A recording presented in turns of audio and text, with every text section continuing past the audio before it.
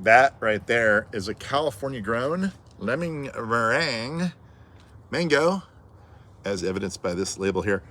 This fruit just the other day was attached to this panicle right there until I touched it and it fell off, which means it's totally ripe. I brought it up from San Diego. I was growing these down there, a bunch of different varieties. I had a little one die up here, planted 7 trees, little baby this big I planted died. So I figured, you know, let's get another one. The other ones are doing great. So it's not a matter of whether it's gonna live here or not. It's just random chance. So anyway, here we go. I've got my professional taste tester here. That's Ray Gregg. Ray, can you explain to the audience what your accolades are for avocado or mango tasting? We went to the mango convention, I think in 2016, and then to taste test mangoes, and that was incredible.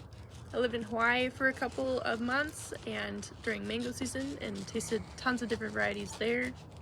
So I'm pretty critical. But mangoes are hard to beat, so. So as you can see, she's well qualified for this position that I've bestowed upon her. And this mango here, she's leaving today. She lives in Alaska, if you can believe it. Yeah, she's leaving today. And this mango is mostly ripe. You can see it's soft and everything. Although it probably could benefit by just a day or two more to build up more sugar. Every day you wait, it's kind of a fine line. The fruit gets softer, it gets sweeter. Eventually it starts to ferment inside the fruit, and then you start getting a little bit of a mango rita going, and that's kind of funky. Get a funky taste. So there's our beautiful, well-cut mango there. And then one more here. I think I will give Ray one. Do you want the knife to cut those off, Ray? Or you just want to suck them off? I'll suck them. Go ahead and suck them, and let's see what we have to do here. Remember, lemon meringue. I've never had it before. Does it really taste like a lemon meringue? You know what lemon meringue pie is? No. My grandma used to make it. Yeah. Taste actually smells kind of lemony. Yeah, well, that's the thing. The outside doesn't really smell like a mango. Doesn't smell like much, but it does smell pretty good now. Now that we've got it cut Kind of open. smells like butternut squash a little bit.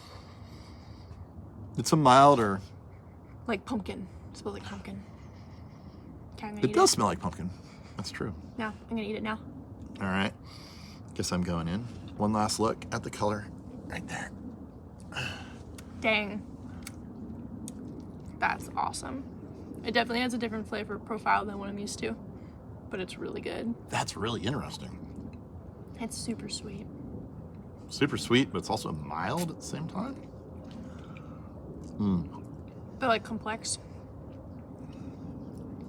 It's amazing how every one of these really does taste differently. So I think I give this a 9 out of 10.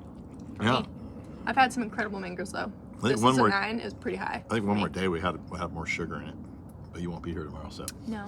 yeah. I'll be back in Alaska. Absolutely delicious. That's super good. Any descriptive words besides sweet and then delicious?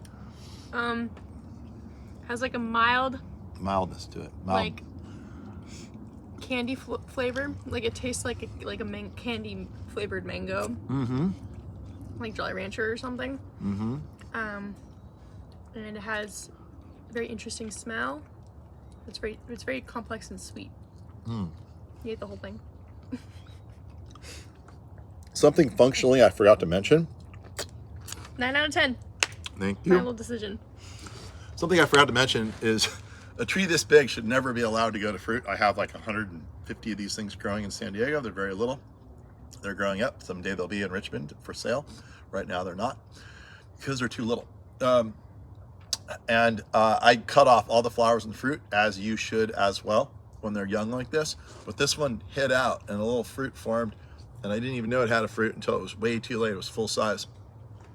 Had I cut that fruit off, this tree would be much happier and probably have grown a lot more.